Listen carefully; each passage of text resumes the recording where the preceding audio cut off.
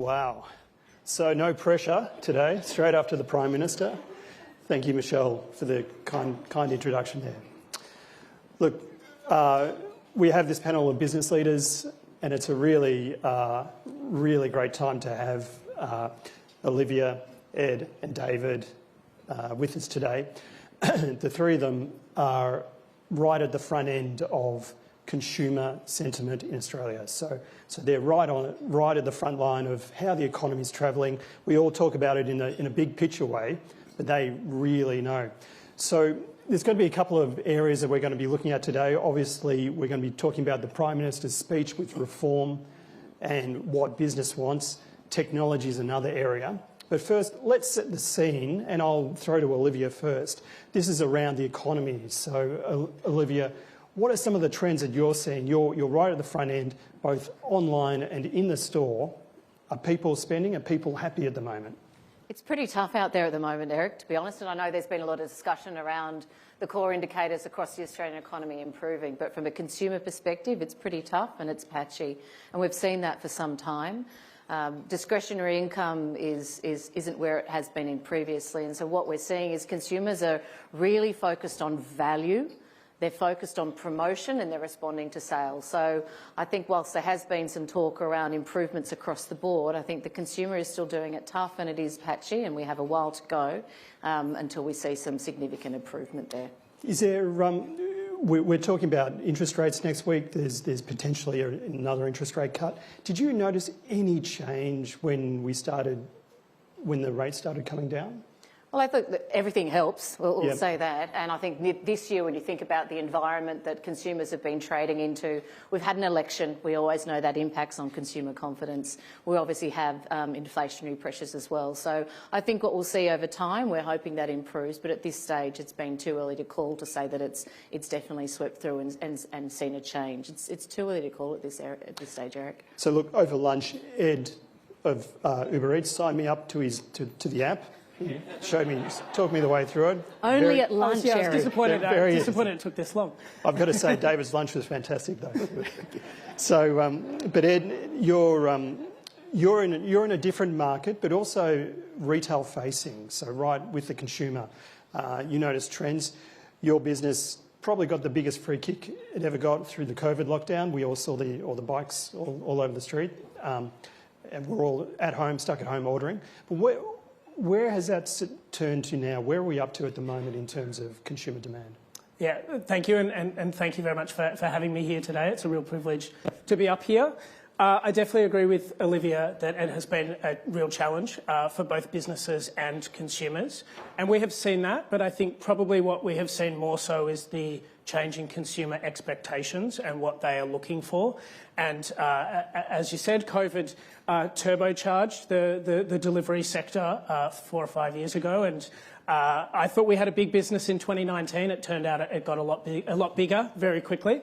And we've seen that those expectations have stuck. The behaviours that changed in 21 and 2022 have remained there, and they are remaining there for our core business in restaurant food, but extending into the broader economy and for retailers as well. And so we are working with a number of retailers in how do we help facilitate same day and next hour delivery for them. And so many people are probably surprised at the number of deliveries that Uber would fulfil through merchants' own channels. So, for example, when you're ordering with Coles and Woolworths online, there's a good chance we're helping to support that, as well as Petbarn and JB Hi-Fi and a number of other retailers. And we're seeing that, merchants and businesses are having to meet customers where they are, and I think that's for us too. They're often meeting us in our app, but we want to be there to help facilitate when customers are transacting through merchants' own channels as well. How does consumer optimism play into this? So consumer confidence. So State of Origin, New South Wales wins. Yeah. Does suddenly half of Sydney order more on the app, or Collingwood wins on the weekend? Definitely. I mean, I think we, and I was talking to Jim just before, we do see these seasonal peaks, and game days are huge for us. Friday night footy, winter is seasonally really strong for us, so we definitely see that. So talking about sentiment, David, over to you. Your business is really driven by sentiment, tourism, leisure, entertainment. What are you seeing at the moment? Yeah, I think the trends that we see in entertainment sometimes are slightly nuanced from retail goods in that, you know, when there's cost of living pressures, discretionary spending becomes more discretionary. And what we usually see is that the premium experiences tend to hold up stronger than the more casual commodity type experiences. And we are seeing that in the trends that we're seeing in our own business as well. And I think part of it is, at the end of the day, you know, we are a little bit more bullish that humans really are craving live entertainment, live experiences, social interaction. And I think a couple of things we've seen, particularly over the last few years, I think two things have changed with consumer preferences. The first is COVID. I think with a lot of people having a sudden shock to the system and lacking that experience, have come out of it craving great entertainment experiences that are worth the money more than ever. So we're seeing about a 37% increase in people who actually, since pre-COVID, people who are local who choose to do staycations. You know, we're seeing that when there's big events in town, like in Melbourne, where there's Spring Racing Carnival or Grand Prix, you actually see tremendous demand and people willing to pay for it. You're seeing that in the concert industry with live music. Ticket prices for Taylor Swift, some of the record highs. But you have to provide that experience that's worth it. And I think the second thing we also seen more broadly is social media. And you would think the digital age, social media, you would think moves consumers away from live experiences, but I would argue actually quite the opposite, because people rarely post on social media them sitting on their couch watching TV. They're usually out with friends or making connections or at some sort of experience trying to make people jealous. So I do think that the ability to differentiate the experience and actually create more memories, and which is the business that we try to be in, things that are fun and memorable and that create human interaction. I think even as if there is some economic softness, you'll see people being willing to pay for it, but it has to be worth it. And you're driven though, so tourism. Are you seeing a return of tourism, both international and local and domestic? I think everyone sees the numbers. The international tourism still isn't where it used to be since pre-COVID. It certainly has been growing. I think the last number I saw about 8 to 9% year on year, but it still has a bit of way to go. We are definitely seeing continued softness on the international business versus where it was before. A lot of our business and our shift is to provide and cater to the local customer and the interstate customer. You know, we're lucky to be large-scale integrated resorts, and our primary customer we know are people who live within driving distance, and we need to give them a reason to make that drive worth it. Okay, so look, really, the centrepiece of today, obviously, apart from our panel, was the Prime Minister talking about economic reform and putting reform back to business. In fact, he opened the door up for business. He wants you. So while we have our business leaders here, so Olivia, I'll throw it to you, an opportunity to reform, what would be one big thing, do you think, that could get Australia moving? Look, I think what I heard this afternoon from the Prime Minister was that no idea is off the table, which I think is really encouraging. So it's not necessarily a case that the government is setting a prescriptive order of what the discussion is going to be. So I think that is a great thing, that they're going to be open-minded to many items for discussion. That has to include everything from workforce reform to general issues around tax reform. So I think if it is going to be an open debate and discussion, and that the government is going to be open for all ideas, including from the business community, but from other important drivers of the economy, I think that is probably what's required. There is a huge amount of change occurring, and I think it is important for Australian companies to be open for investment, but you can only do that if the government settings are right. So I think it's timely. And we'll wait and see what comes out the other side of his Productivity Commission. Just on investment, you're spending a lot of money. My group is spending a lot of money with the new warehouse in Melbourne, on the outskirts of Melbourne. New high-tech warehouse, big investment. Has there been hurdles to getting that investment ahead, or it was just a lot of hard work getting to where you are today? Oh, look, I think, so what we're talking about here is an automated warehouse, which is actually really common for many retailers, not only Australia but overseas. And you do that because it obviously improves the customer experience ultimately, particularly for those customers shopping online. It's an important investment. We've actually got 5 warehouses across Australia, so this is just one of them.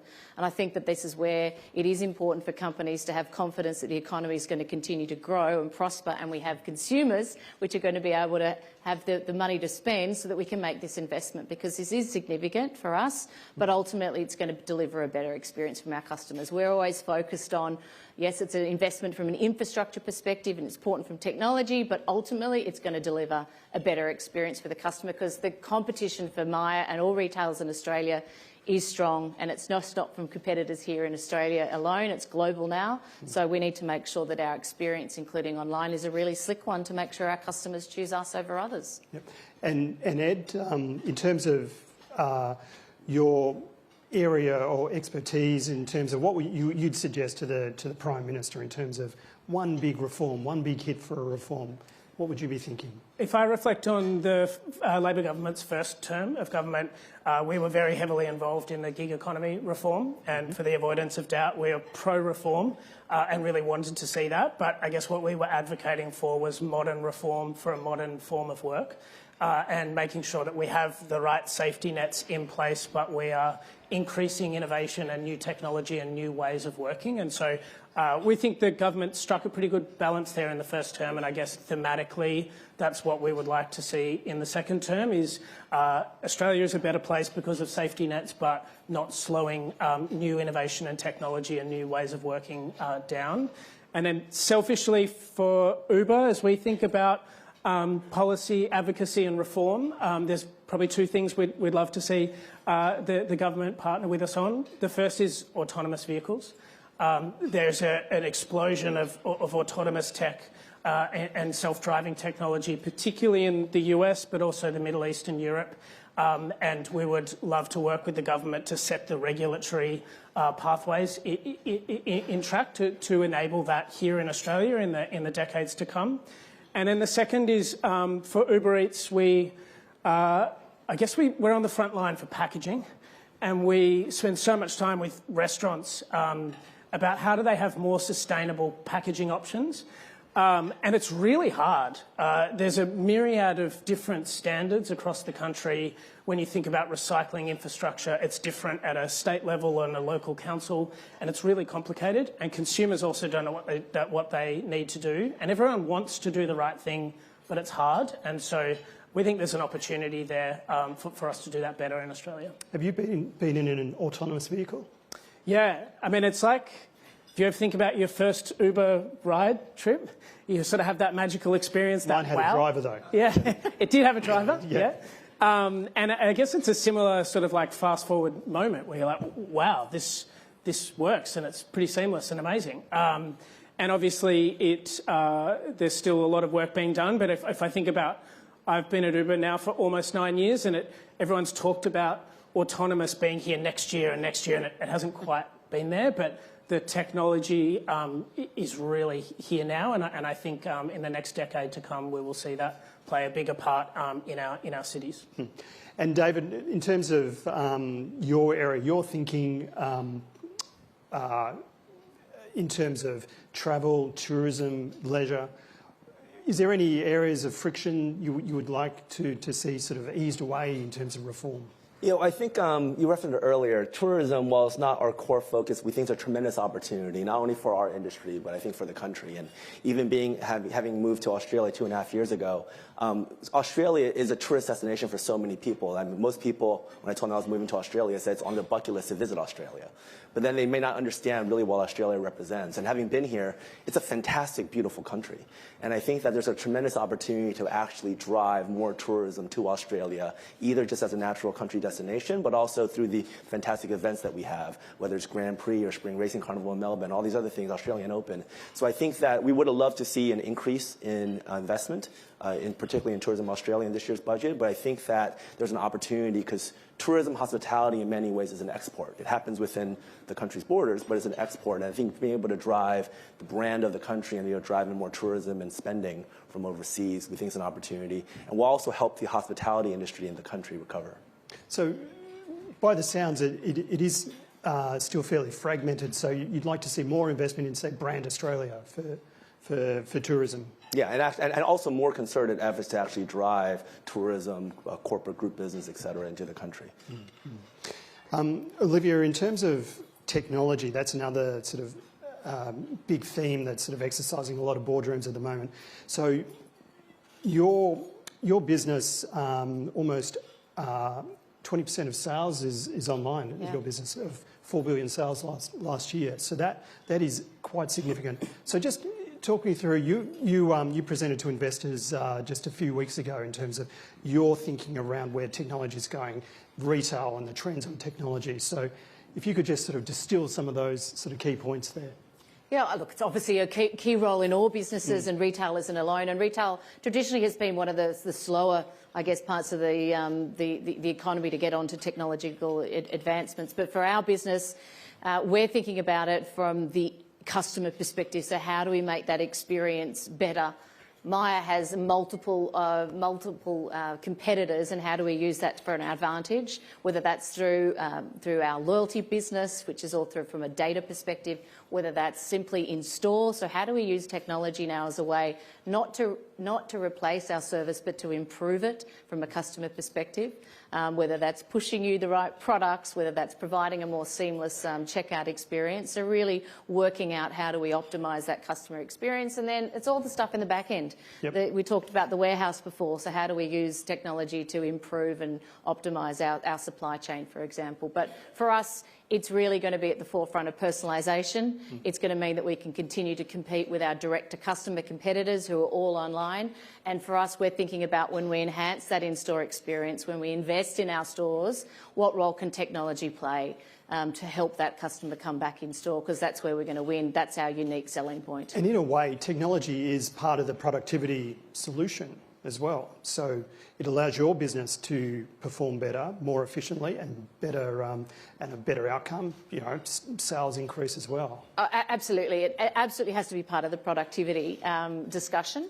It is a significant investment, but it's also a piece for us around a competitive advantage. And if you think about like the data, for example, that we have within our loyalty business, we're really focusing on how do we not only protect that data, protect our customer, but how do we use technology as a way of better engaging our business. So it's absolutely end-to-end, and I think it'll be a theme for many retailers, not only in Australia but globally, around how do you use tech to improve that customer experience. Will you be going to the August Summit or putting your hand up, sending a submission? Oh, look, there are many. I've got a pretty busy day job. I'm very new in seat, so I'll be focusing on selling and making sure that Myer can come back to its prior glory. So I'll leave the policy discussions for others, I think. Yeah. And just in terms, this is for Ed, in terms of scale of your business, so how many touch points with consumers a day would there be? With consumers across our mobility, our rideshare business and our Uber Eats business here in Australia, we'd have 12 million annual customers, and so a very, very large customer base. The usage on our platforms differs, obviously. There might be some people who dip in out and they use it as a luxury, a treat on a Friday night once every couple of months. And then there is the more daily and very regular use case. And we're seeing that certainly through our restaurants as they move into newer use cases, but definitely as we've added grocery delivery to our platform. That's been a really big additional use case, and the ability to do your top-up shop very conveniently and have that delivered within an hour across the country is huge. And I think, look, I was fortunate enough to join Uber as we were launching here in Australia, and I think when I started in 2016, we partnered with about 300 or 400 restaurants. That would now be 60,000 restaurants and retailers across the country. And I think we had a bit of a hard look at ourselves last year. We had a bias towards the urban core and the cities in which we began our expansion, and realised that we were probably still a little bit biased there. And thematically, from a consumer side, we've seen two trends evolve, and one is this huge urban sprawl of our big cities. And we realised that actually the experience and the selection on the outer ring of Melbourne and Sydney and Brisbane was probably not as good as it would be here in the central CBD. And then the move of population into the regions has been really big, and 1 in 3 Australians now live in regional Australia. They have the same expectations of convenience that we do here, sitting here in Sydney today, and we set ourselves the target of launching 100 new cities and towns this year. We've been doing 15 a month since March, and I'm from Melbourne. I have a bunch of friends who are very happy that Castlemaine now has Uber Eats, and so that's been a trend that we've been phenomenally surprised at the amount of adoption and demand from restaurants, retailers and consumers in the regions as well. And so I think that's been a really key trend that we continue to see evolve. What about a drone Drone delivery. Drone. We haven't had too much in drones. There's a lot of other innovations on our platform. I might just, before I move over to David, Olivia, just back to you, just on that expectations. So it is these big US tech companies, the Ubers, the Amazons of the world and so on, have set expectations around customer delivery and so on. Your business, you have a very big online business, a really huge infrastructure in terms of online. Do you find that pressure? Are they leading the way, or do you have to meet their expectations? Or? Yeah, consumer expectations are absolutely changing, particularly, I think, as Ed said, around the expectations around how quickly I want my goods. Yep. So there's definitely that driving the expectations around. It's just now common. It's seen as a utility. I've seen it, I've bought it, I want it. Why can't I have it now, right? So that's absolutely the case, and we can deliver on that in the cities. It's a bit more challenging in regional areas. But for us, it's balancing that online and in-store. Because particularly in regional communities, for us, whether that be in Mackay in far north Queensland, for example, Myer is 900 kilometres away from its closest competitor. It plays a really different role. So for us, it's balancing that online and in-store and making sure that you don't take your eye off that important in-store experience, which are really important for many communities, not only in cities, but particularly in suburban and regional areas. So yes, they're setting the benchmark pretty high and we've got to meet it, but we've also got to juggle this other piece, which is how do you deliver that experience in store, which is equally important for the customer of today. So David, in terms of use tech in an incredible way, I imagine walking into this building, there's so much tech that we don't even think about what's going on. You might want to tell us, but or not. But in terms of the how is it that you're using it in terms of your business, and what edge will it give you? I think the near-term opportunity for technology in our industry, I think, are two main areas in the near term. The first is, at the end of the day, we are a person-to-person business. We service people in person. That's why people come. They want that emotional experience, that interaction. But that gets really hard to do at scale. And what that usually results in is friction points where you have to wait in line. And the universal human truth, nobody likes waiting in line. No one likes waiting on hold on phone. So I think they implement technology to speed up transactional processes and reduce those friction and actually be able to service at scale is an obvious opportunity, which continued technology and even AI allows us to do more effectively. But I think and what that usually does is not about labor efficiency. It frees up team members to do what they do best that technology could probably never do in our lifetimes, which is to make you smile or make you laugh or create an emotion or create that memory, or create that human interaction of why people seek hospitality entertainment. I think the second area that it does, which we very much are focused on, is particularly with AI, is the ability to really analyze and synthesize large amounts of data in a very quick, efficient way. And as you can imagine, our industry, we have the luxury of having lots of data that we can use, whether it's customer-related data, business-related data, et cetera, and be able to apply AI models to that to then generate value for the customer, whether it's personalization of experiences, whether it's in creating a responsible, safe gaming environment, or whatever it might be, that's a tremendous opportunity as well, not only for us, but for many industries.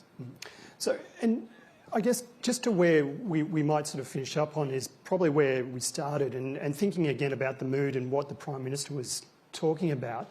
Olivia, I'll throw this one to you and also open up to the panel, but just in terms of confidence, the Australian consumer's been through a lot. We're seeing the interest rates really ratchet up. Okay, they're starting to come down. But now we're seeing a lot of international uncertainty. And even though these are big picture issues, does it play out on the shop floor for you at Myer? Does it play out online? Absolutely does play out. It does play out, and you see it quite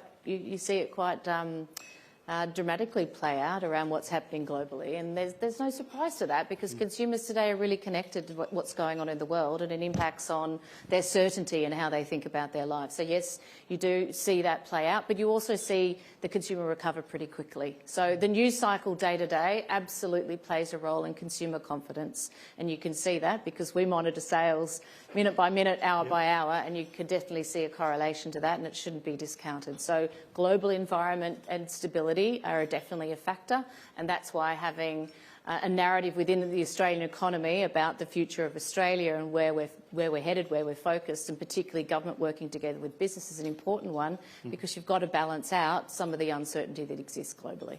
Yeah, and look, Ed, in terms of your workforce, I imagine you have a lot of very young very well connected in terms of online connected workforce. What's their mood? Are they coming up with ideas, or do they see a vision for Australia as well? Definitely, and I think we're fortunate. We do have a really young workforce as a young technology company, and I think I love the energy that comes through our teams and our workforce. And I know that AI is a real buzzword, but I think there has been a huge impetus on us as individuals to get on board and just start the journey of using these tools, because the technology is pretty astounding, and I'm definitely in beginner mode myself, but certainly using voice to text a lot, as well as some of the other tools that our teams are leveraging. And I think from Uber's perspective, we don't really see AI taking jobs, but the people who can leverage AI really effectively are the ones that are going to succeed. And so it's great to have our younger talent really pushing that. And David, last word for you. Maybe this is a deeper discussion, but our cities, your sites are really connected to our cities. They're really integral part of it. Just in terms, could you just sort of give me a scorecard? Are the cities recovering? Do you feel that they're coming back? They're becoming more vibrant in terms of the way that you're seeing the energy through your sites? Yeah, I've only seen it for the last 2.5 years so far, but I know the economy, the cities have gone through a lot, and we definitely are seeing a number of trends. But I think there's some green shoots. We are seeing traffic in the CBD starting to increase, particularly as people come back to work, particularly as people actually are going out seeking those experiences. But we kind of view it as we don't want to just be the receivers of traffic, right? We want to actually play a role because our locations, we're fortunate, are so integrated with the cities that we operate in themselves. We want to help create reasons for the cities coming back to their vibrancy. And so we really believe there's an opportunity to do that, and we're starting to see more and more people start to return to the cities in that way. Okay, look, that's all we've got time for today with this panel. I'd like to everyone to say thank you for this panel. Put your hands together and thanks for